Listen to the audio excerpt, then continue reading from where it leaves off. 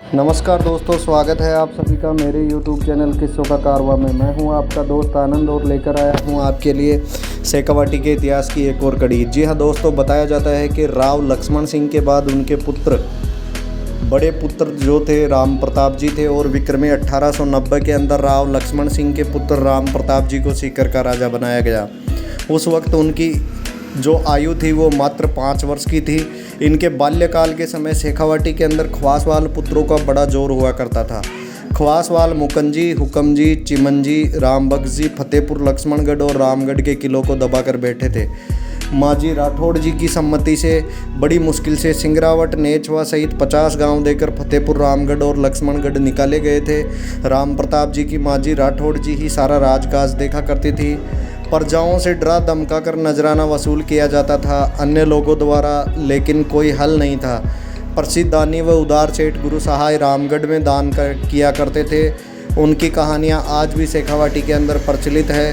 रामगढ़ के अंदर घेरा डालकर डूंगजी जवार जी 20,000 रुपये लेकर के गए थे।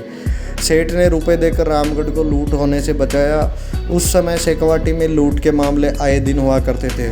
शेखावाटी में शांति की स्थापना के लिए और इन लूट खसोट को रोकने के लिए शेखावाटी ब्रिगेड की स्थापना भी की गई। जब इस ब्रिगेड को जयपुर के अधीन कर दिया गया तो ब्रिगेड और शेखावाटी में भी आए दिन झगड़े होने लग गए।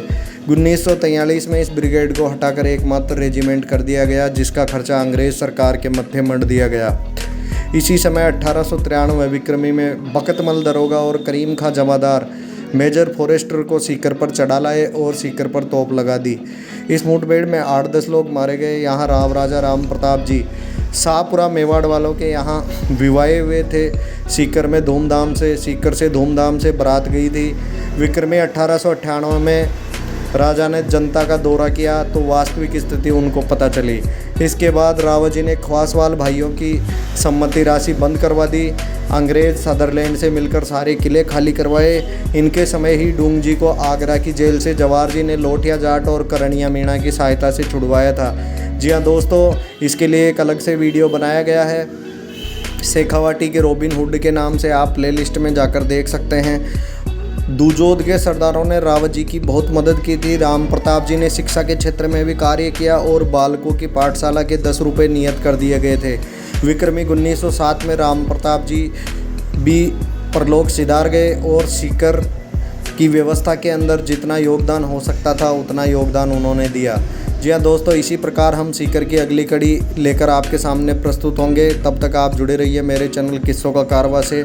अगर आपको इतिहास की ऐसी कहानियाँ किस्से पसंद आते हैं तो चैनल को लाइक शेयर सब्सक्राइब अवश्य कीजिए। धन्यवाद दोस्तों।